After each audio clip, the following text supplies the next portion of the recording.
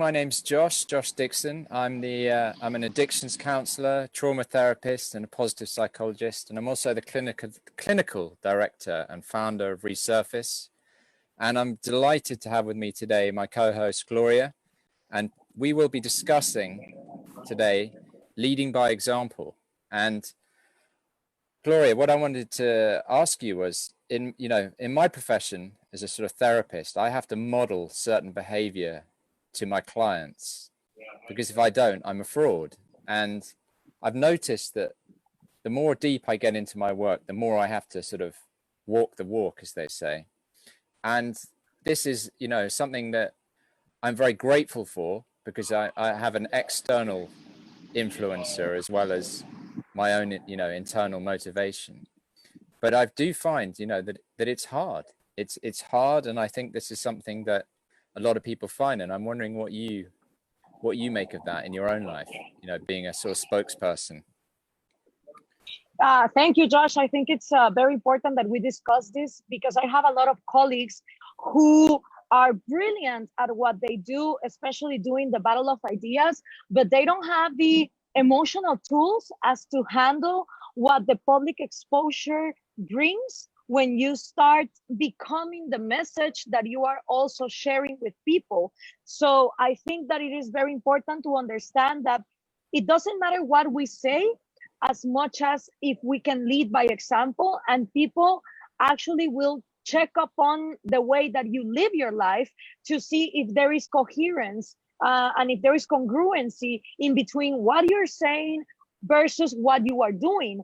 And what happens with some freedom fighters that I've known is that although they are brilliant at presenting the ideas from the free market perspective and sometimes the philosophical aspect of it, what they don't like is the public eye checking upon how you live your life, especially in Latin America, where you are not only held accountable of who you are, but you are also held accountable on who are your parents,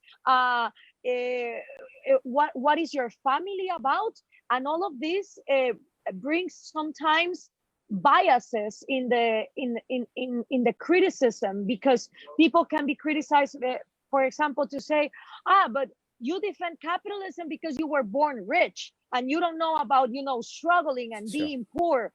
And it can be a complete fallacy, but if you don't have the adequate emotional tools as to handle the public eye, wanting to know more about what do you do in your life as to see if you are congruent with your message, then some people just get discouraged, and then they don't want to do the battle of ideas outside of the academic realms where they are already accepted.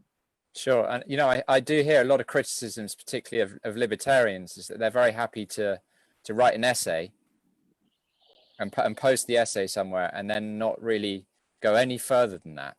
And I'm wondering if that's something you've noticed.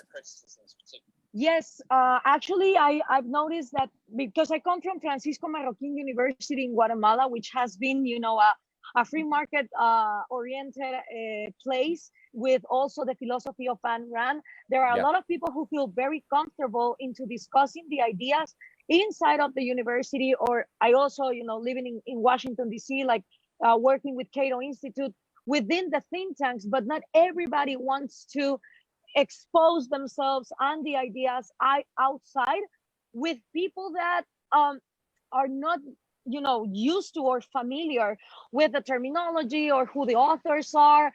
And I think that that's the big challenge. When I started diffusing the ideas using the radio, I was exposed to audiences that had no idea about the academic concepts of this or the philosophical concepts of this. But of course, as Ayn Rand says, there are a lot of people who are already living by the principles of individualism, responsibility, liberty, and also what I find interesting is that a lot of emotional intelligence conclusions or courses on codependency, drug addictions, depression are getting to the conclusion that you need to think first of yourself.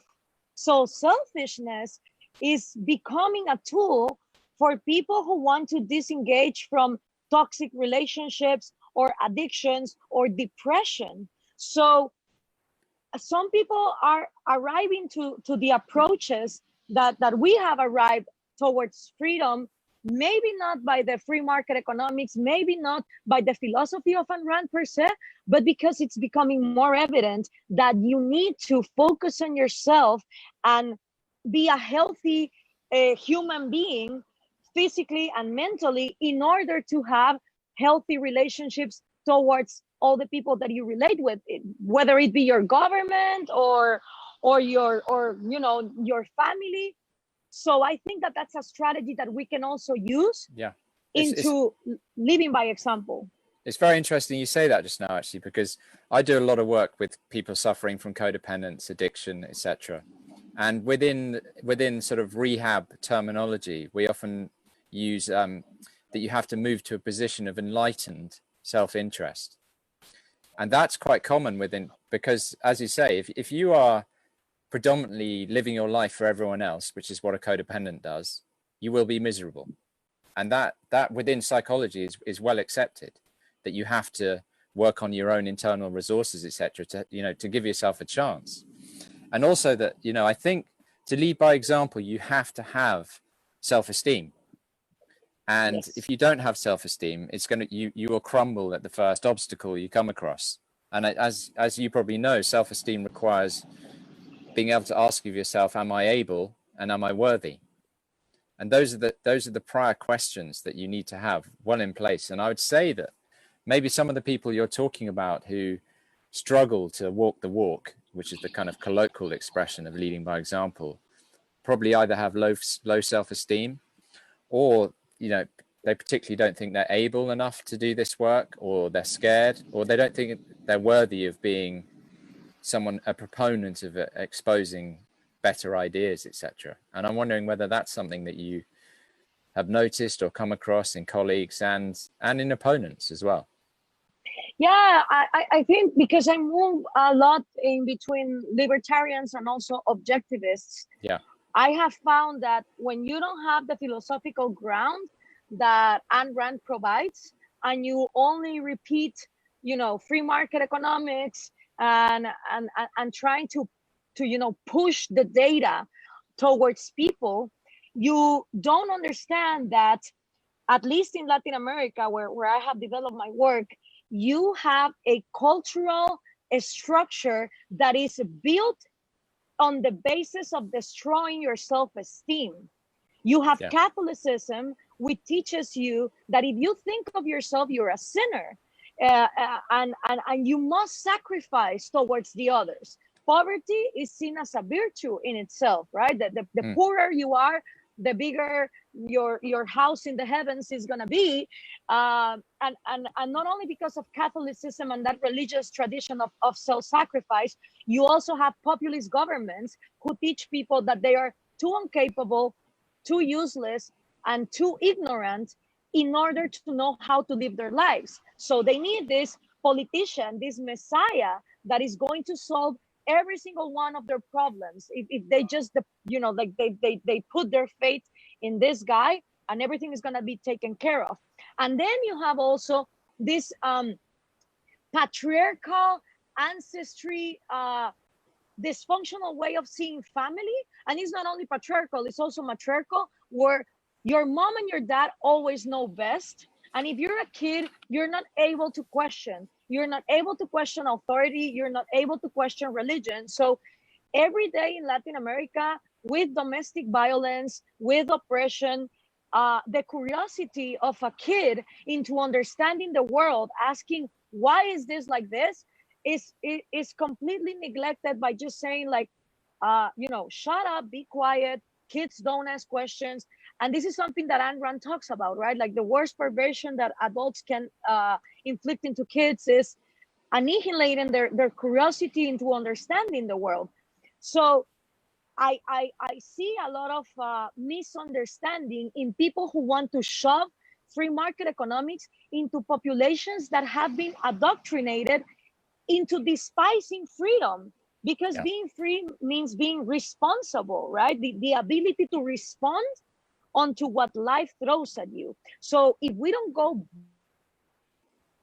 back and do that work that for me comes prior, and that involves psychology, biology, evolution, Mm. emotional intelligence, self-esteem, we are not going to be successful into explaining to people why capitalism and free market economics make sense. Yeah. So yeah, I have found that, especially in the libertarian circles. Now, what I find also in some of the objectivist experiences that I have had with some people, and this happened a lot in my university. When I was like freshman college, I already had peers that already read everything of Ayn Rand. I Yeah. didn't even know who Ayn Rand was back then, and they lived by her by her principles, and they were struggling with some of personal issues. Some of them may have complicated family backgrounds. Some of them were dealing with homosexuality and stuff like that. And years later, after having Ayn Rand as their main guide, Yeah. they completely despise her, and they talk about the years that they were objectivists as something that was childish and was like even disrespectful of the rest of the people. So I think that also what is a mistake is when you don't have the psychological tools or some background in emotional intelligence as to understand that it's not about following a set of rules. And I have Yeah. learned that studying the OAC. It's not about like you have a book and you have to follow these rules in order to live an objectivist life. It's about how you are constantly questioning what is happening in your life. So I see in both the libertarian and the objectivist people that I have encountered, not all of them, Yeah. but that's what I have found. I mean, Dr. Yaron Brook talks about that. He sees that there are psychological issues that get in the way of some of the objectivist, what would be the right word, activists. And so something I wanted to ask you was, how do you practice what you preach? Well, Yeah. one of the things that I found is that along the way, because it's like someone once asked me, what do you do first? Do you prepare yourself and then you go out and give the message? In my case, it wasn't like that. I was already on the radio when I was 19, and I was already studying international affairs and political science. So for Yeah. me, it was like every time that I was on the microphone, it was a privilege, but also a responsibility of being held accountable of what I was saying. So that made me very, academically disciplined. Yeah. But then I started understanding that these ideas of liberty go way beyond economics and a model for society. It's a model on how to live your life. So I started leaving some friendships behind that I Yep. wouldn't call friendships in the sense that they would be. I had to put some limits with some of my family members. For example, I was raised as a Catholic, and Yep. when I started studying Catholicism and the origins with the Roman Empire, and how the scientists were killed or censored, I went to my father and I said, "I'm so sorry, but I cannot be part of this institution anymore. I won't go to mass anymore," because we would go to mass every single Sunday. So I had to put the limits. I think that the first thing that you have to do when you want to live by the principles that you are teaching is that the first thing that you find is that you have to put limits. The Yeah. second thing that you have to do is to revise who are the relationships that you are engaging with. And then I stopped looking at the world divided by race, by class, by religious background, by culture, or by nationality. For me, it became a thing of, I don't care if you're Buddhist or if you are a Muslim or if you're an atheist. I want to know if you are someone that puts on as something that is, valuable, life, liberty, and private property in other individuals. And if that is like the standard with any person that I engage in a work relationship or a friendship, for me, that is the important thing. And beyond below of that, I have friends of like super diverse with different ways of living their lives. But for me, it was about that, because then you realize that it's not only the principles that you hold, but you are going to be able to live those principles if you surround yourself with people who are coherent and congruent. For me, it's very important to be with people that are congruent in the things they say, the things they think, how they act, and that also guides their feelings, because you're going to be surrounded with people who have anger feelings or sorrow feelings if the things that they think have some incongruent premises. It's not a model of perfection, of course, and sometimes you also find yourself having some contradictions because you're a human and that's what you're supposed to do. But I think that also the other key is that you stop comparing yourself to others. You just compare yourself to who you were before. And if you find that you are more happy with yourself or more content today than you were before, then it's fine. And then I did something that most politicians and people that are in the public eye, especially if they come from politics, would never do in Latin America. Because since I am blonde and bright eyes, because one of my grandfathers was from Hungary, in Guatemala, it is assumed that because you are with this physiological package, of course you have money, and of course you have never suffered in life. So whatever you're talking about comes from a place of privilege, and you live in a bubble and you don't know about poverty and all of that. So I decided, like already 7 years ago, I did a live stream starting in the house of my grandparents from one side of the city of Guatemala. And then I drove my car with some friends and I started showing around all the places that I worked, all the places that I lived, telling my life story.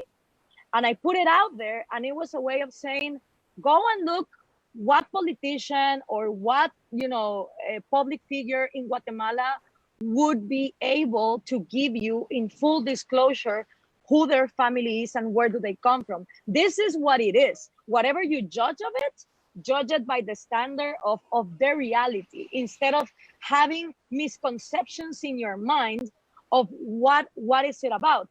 And for me, that was also a huge way of leading by example in saying, don't hide where you come from, but also don't let people throw images of you that are completely wrong. There's nothing wrong in telling your background if you have nothing to hide. Now, that doesn't mean that my family is perfect. There has been alcoholism in my family. There has been suicides. There have been massive fights. In fact, half of my family stayed in Cuba fighting with Fidel Castro. So it's not about like putting out there the perfect image of the Vogue cover magazine where your family has no issues whatsoever. It's also about telling people, yes, in order to have some success in life, you have had to have some failures, and it's okay to have that. So for me, it also has been very encouraging for young people, telling them this is the reality with everything that it has, especially because there's a lot of cyberbullying out there. And I have been one of the people more attacked, not only in Guatemala, but all over Latin America, for spreading my ideas. So for me, it's also very important that people that come after me have some example on how to deal with this, instead of just, quitting the battle of ideas and saying, no, that's not for me, which has also happened. I have friends that after 3 days of having public social media, they say, I don't know how you can handle this. There's so much hate out there. I cannot deal with this. And they just close it. Yeah. So yeah, resilience is probably one of the most important factors in all of this, leading by example. Something I just wanted to reflect to the audience and to you, and just to see, maybe we'll end on how you respond to this, is that the reason I see leading by example is so important is because you have to be attractive to someone else in what you do. You have to become a value in your actions. So I have to practice what I preach. But let's take recovery from drug addiction. The thing that makes a real difference to recovering addicts is when they see someone who used to be an addict and then is clean and living a different kind of life. And what they do is they see that person and they go, I want a piece of that. Or they see a happy person and they say, I want to learn how to be happy. Or they see someone who's got self-esteem and is, built up a business and doing well. People want a piece of that. That's what drives people forward. So if you want to make any kind of cultural change, you have to show by example what that looks like. Yep. Because I can quote to you all the facts and figures of 19th century capitalism and all these and quotes from Atlas Shrugged and everything, and no one will really, it goes over their head. But if you see someone being happy and you see someone being successful, that's what draws people in. And that, I think, is something that maybe is missing in a lot of activism, is that so many people want to be happy. Yeah. And objectivism is the philosophy that shows people how to be happy. And yet so many people concentrate on politics. But if we can also show people how to thrive, and people say, hey, Josh is happy, Gloria is happy, I want a piece of that. That's what motivates action, I think, much more. And it goes back to that emotional resilience you were talking about right at the beginning and when we were first talking. And so that's why I see leading by example is so important, because I have to be that person that I'm talking about, because that's what attracts people. And I'm wondering if that's what you make of that. I absolutely agree with you. In fact, there is a very good documentary about the hero's path and how the hero's path has been synthesized in how the hero starts and then he goes away to have a journey of self-discovery, and then he can come back and make a change. And basically that hero's path is the one that has been used in every single story that teaches humanity something to live by. And I think that that's why Ayn Rand was so brilliant in her fiction, because she showed us the hero's path of all of her characters, and the ones that didn't want it to go in that path, and the contradictions and the unhappiness that they accumulated because they didn't want to overcome those contradictions.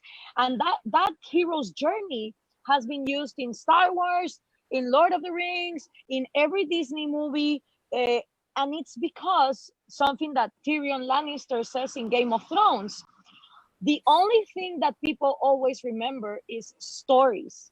Is personal stories. It is now we know that in every culture, the way that it's more efficient in order to pass a message or a lesson or something that will actually be useful for your life is through stories. So if we start sharing our life stories, there are messages in there that can be super valuable. If the way that I live my life will lead the example for someone to have the adventure of applying for a scholarship and study in another country elsewhere than Guatemala or elsewhere than Latin America, things that have happened, and people that have written to me and say, thank you for that radio show where you talk about this scholarship. I applied and now I'm studying architecture in Spain or advertising in Germany, whatever it is.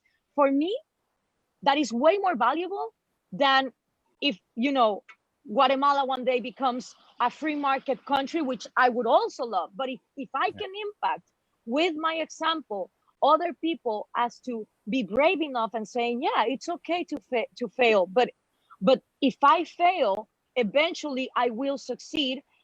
I think that is something that we need to do more and more, and not be afraid of sharing our own stories and the human part in us, and remembering that was also the huge success of Rand with the Fountainhead and Atlas Shrugged. And that's what led her afterwards to then, in her nonfiction, put down all the guidelines and the principles in order to become those characters. Absolutely. Well, it's been an absolute pleasure to talk today. You know, you've reminded me very much of my favorite scene in The Fountainhead, which is the boy on the bicycle, and how much he was inspired by Howard Rourke.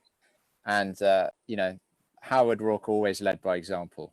He just was totally independently himself, and that, I think, is the biggest example we can give to anyone.